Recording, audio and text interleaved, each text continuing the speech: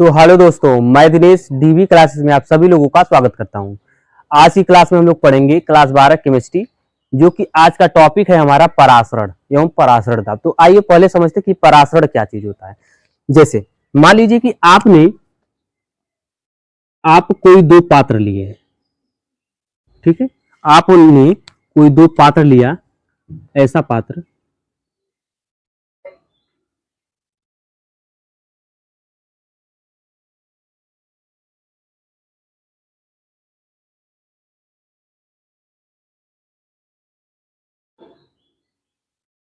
ठीक है। और इस एक तरफ जो है, एक तरफ आपका शुद्ध विलायक है, शुद्ध विलायक, या तो आप ये भी कह सकते हैं कि एक तरफ आपका मतलब कम सांता वाला विलयन है और एक तरफ आपका है विलयन, अधिक सांता वाला विलयन, ठीक है, अधिक सांता वाला ये विलयन। अब इन दोनों पात्रों के बीच क्या किया गया है? इन दोनों पात्रों के बीच एक अर्धपारगम्य झिल्ली लगा दिया गया, ठीक है। अर्धपारगम्य झिल्ली, यह क्या है? आपका अर्धपारगम्य झिल्ली, अर्धपारगम्य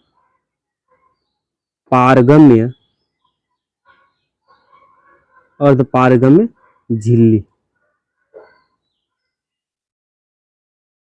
ठीक है। अर्धपारगम्य झिल्ली, अर्धपारगम्य झिल्ली का क्या होता है? अर्धपारगम्य झिल्ली वो होता है जिसमें केवल विलायक के कण प्रवाहित हो, विलेय के कण प्रवाहित न हो, उसे क्या कहते हैं? अर्धपारगम्य झिल्ली। अर्धपारगम्य झिल्ली क्या होता है कि जिसमें केवल विलायक के कण ही प्रवाहित हो सके, उसे अर्धपारगम्य झिल्ली कहते हैं। विलेय के कण प्रवाहित नहीं होते, ठीक है। तो आइए देखते हैं। तो जैसे ही अब यह लगा दिया गया, अब तो प्रोसेस क्या होता है? यह जो कम सांता वाला विलयन है या शुद्ध विलायक से अब ये जो विलायक के जो कण हैं वो अधिक सांता वाले विलयन की ओर प्रवाहित होने लगते हैं। लेकिन विलायक के कण जो है वो विलयन की ओर प्रवाहित होना प्रारंभ कर देते हैं। तो जब विलयन की ओर प्रवाहित होना प्रारंभ कर देते हैं, वो भी अर्धपारगम्य झिल्ली से होकर, तो उसे ही कहा जाता है परासरण। तो देखते लिखे क्या होता है परासरण। परासरण क्या होता है कि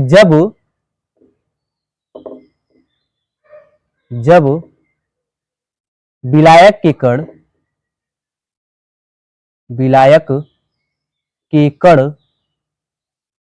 या विलायक के अणु लिखो, विलायक के अणु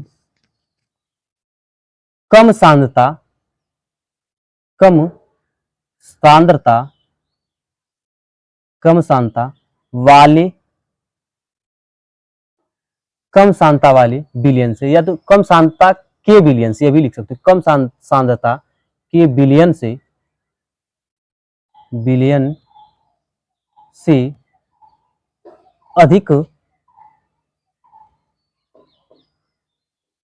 अधिक सांद्रता के विलयन की ओर प्रवाहित, की ओर क्या होता है?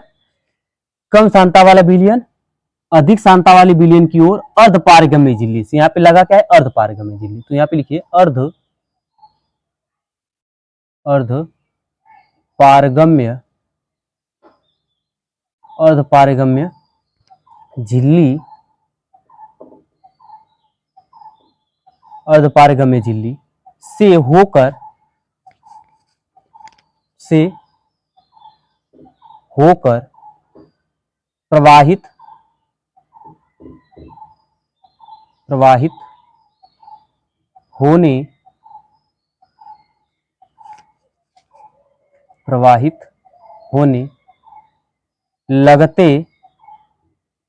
प्रवाहित होने लगते हैं, परासरण कहलाते हैं। क्या कहलाते हैं? परासरण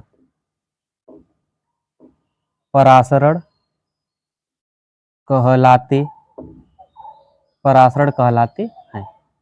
समझ गए? तो ये हो गया परासरण। जब कम सांता वाले विलयन की ओर से विलायक के कण अधिक सांता वाले विलयन की ओर अर्धपारगम्य झिल्ली से होकर प्रवाहित होने लगते हैं, तो उसे ही कहा जाता है क्या?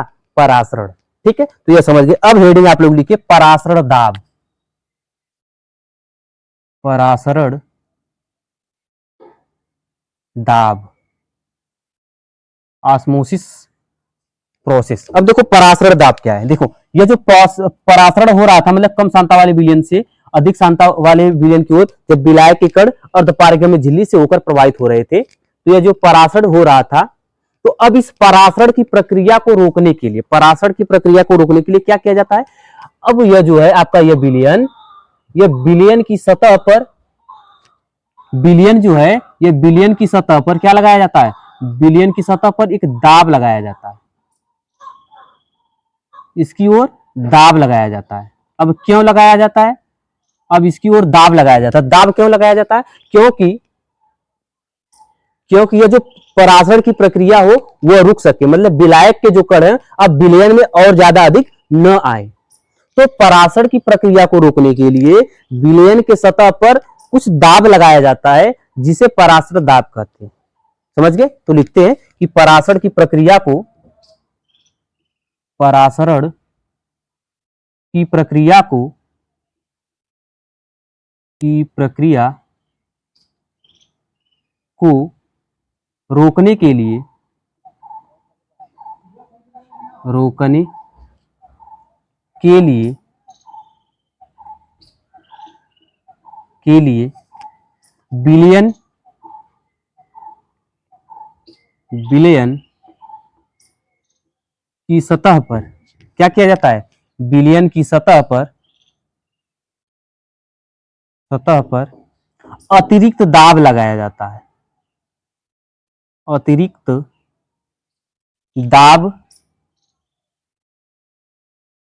अतिरिक्त दाब लगाया जाता है, लगाया जाता है, लगाया जाता है, उसे अतिरिक्त दाब लगाया जाता है, परासरण दाब कहलाता है, परासरण दाब कहलाता है, कहलाता है। समझ गए। अब देखो जो परासरण दाब होता है, परासरण दाब को पाई से प्रदर्शित किया जाता है, किससे, पाई। तो लिखिए इसे, इसे पाई से सूचित किया जाता है, सूचित किया जाता है। ठीक है, अब इसे पाई से सूचित किया जाता है। अब यदि देखा जाए कि अब जो परासरण दाब है, परासरण दाब का किस किस बात पे निर्भर करता है, परासरण दाब, परासरण दाब किस किस बात पे निर्भर करता है, यदि देखा जाए तो परासरण दाब जो है, यदि परासरण दाब उतना ज्यादा हो, जितना विलयन की सांद्रता जितना अधिक होगी, परासरण की प्रक्रिया उतना ज्यादा होगा। मतलब कि अब उतना ज्यादा विलायक के कण अब विलयन की ओर आएंगे, तो जब उतना ज्यादा विलयन की ओर आएंगे तो प्रेशर भी उतना अधिक लगाना पड़ेगा, है ना। अर्थात हम कह सकते हैं कि परासरण दाब जो है वह सांद्रता के समानुपाती होता है, किसके, सांद्रता, सांद्रता जो है उसे सी से प्रदर्शित करते हैं। ठीक है, और दूसरा चीज कि परासरण दाब जो है वह ताप के भी समानुपाती होता है। तो इसको पहला नंबर जो है इसको समीकरण नंबर 1 मान लिया जाए, इसे समीकरण नंबर 2। तो लिखिए समीकरण 1 व 2 से, समीकरण 1 व 2 से, ठीक है, समीकरण 1 व 2 से। तो अब समीकरण 1 व 2 से देखा जाए तो समीकरण 1 व 2 से क्या होगा, देखो पाई बराबर आपका सांद्रता है, पाई बराबर ताप है, तो हम लिख सकते हैं कि पाई बराबर ही आपका, पाई के समानुपाती क्या हो जाएगा, ताप भी है और सांद्रता भी है, तो इन दोनों को हम लिख सकते हैं। तो देखिए एक चीज है कि जब समानुपाती का चिन्ह हटता है तो एक स्थिरांक आता है, तो यहाँ पे स्थिरांक आर आ जाएगा, हो जाएगा आर सी टी। यह है परासरण दाब का फार्मूला, आप लोग याद रख ले। अब जहां पे अब लिखेंगे कि जहां, जहां पाई क्या है, पाई जान के, पाई जो है आपका परासरण दाब, परासरण दाब, और आर जो है आपका यह है नियतांक, यह है नियतांक, सी जो है यह है सांद्रता, बिलियन की सांद्रता है यह, और टी जो है यह है ताप। समझिए। तो आज के लिए इतना ही, फिर मिलेंगे हम एक नए लेक्चर के साथ।